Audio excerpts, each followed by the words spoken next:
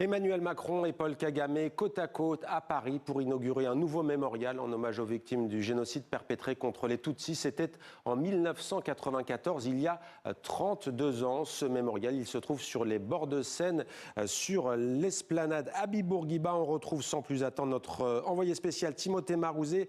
Bonsoir Timothée, on imagine beaucoup d'émotions. Comment se déroule cette cérémonie qui, on le rappelle, a lieu en ce moment même, Oui, tout à fait, avec Emmanuel Macron et son homologue rwandais Paul Kagame qui viennent d'arriver à l'instant. Vous l'avez dit, beaucoup d'émotions, de la solennalité aussi sur place, devant un parterre d'ambassadeurs, mais aussi de familles de rescapés, d'ONG, avec en introduction d'abord les mots du maire de Paris, Emmanuel Grégoire, suivi de ceux de Jeanne Uwimbabazi, une rescapée du génocide contre les Tutsis au Rwanda, le tout devant une stèle d'hommage signée par l'artiste Grada Kilomba qui surplombe la scène. 2 blocs de laiton noir, le tout sur une dalle en pierre de lave du Rwanda, commandée par l'État français et par la ville de Paris, avec des mots sobres gravés également dans le métal de cette stèle. Ici, comme une archive, reposent les voix et les mots, les souvenirs et les expériences, les sentiments et les espoirs des victimes et des survivants. Voilà ce qui est inscrit en 4 langues, en français bien sûr, en anglais, mais aussi dans les 2 langues officielles rwandaises, en swahili et en kinyarwanda.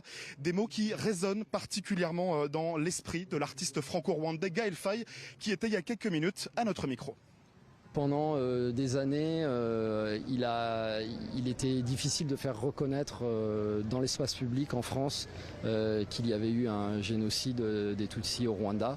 Et donc une reconnaissance à un niveau officiel aussi haut, voilà, c'est important. Le discours d'Emmanuel Macron en 2021 a vraiment tourné une page qui était une page de déni ou de relativisme par rapport à ce qui s'était passé. Et puis moi je suis aussi surtout là parce que j'ai des amis survivants et survivantes qui sont là aujourd'hui et c'est un moment de consolation pour nous tous et toutes d'être ici et de se sentir écoutés, entendus. Et Timothée, Emmanuel Macron qui parachève un long processus de réconciliation avec le Rwanda.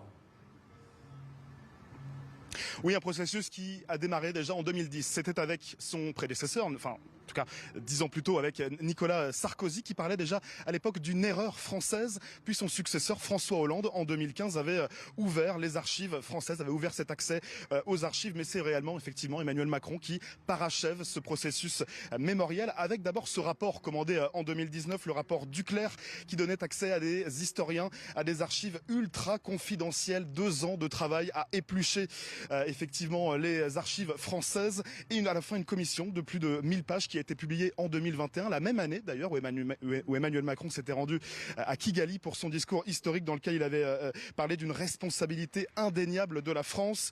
Les choses avancent donc et ce bilan qui révélait une faillite de la France et son soutien aussi révélé du régime dit raciste, corrompu et violent du président Juvenal Abiyarimana.